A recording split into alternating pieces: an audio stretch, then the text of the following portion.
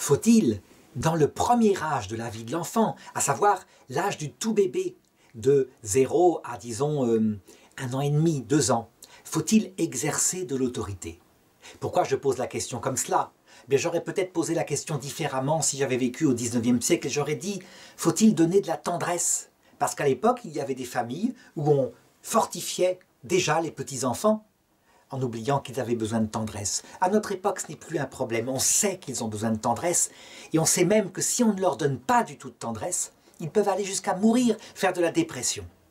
La question est plutôt, à cet âge-là, comment exercer l'autorité? C'est une question fondamentale.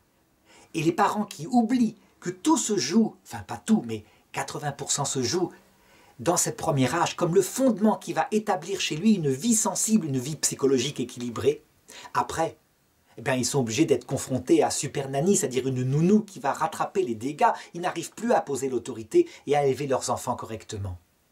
Oui, l'autorité doit être exercée dès la naissance, sans se prendre la tête. Elle passe à ce moment-là simplement par, je dirais, là où l'enfant peut être un petit peu éduqué. Par exemple, si un enfant pleure parce qu'il est sale, qu'il a fait caca, est-ce qu'on le change? Bien sûr que oui, ça va le brûler. Si pleure parce qu'il est un petit peu humide, il a une couche moderne là où avec des réservoirs il a fait un petit peu pipi, est-ce qu'on le change? Bien sûr que non, pas tout de suite.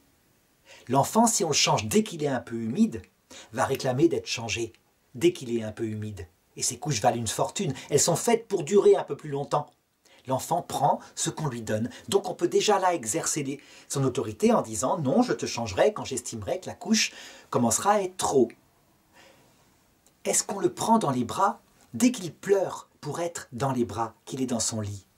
Là, comment se rendre compte qu'il pleure pour ça? Ben, c'est très simple. On le prend dans ses bras, il arrête de pleurer. On le pose, il se remet à pleurer. On le prend dans ses bras, il remet à pleurer.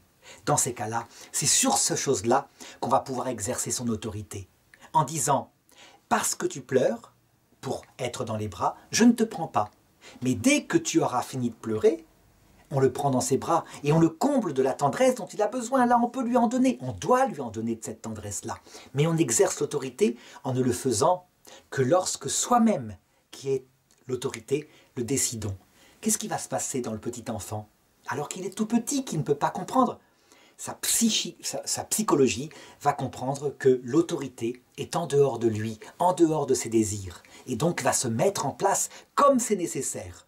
Certains diront, mais quoi? On ne respecte pas ses désirs et sa liberté.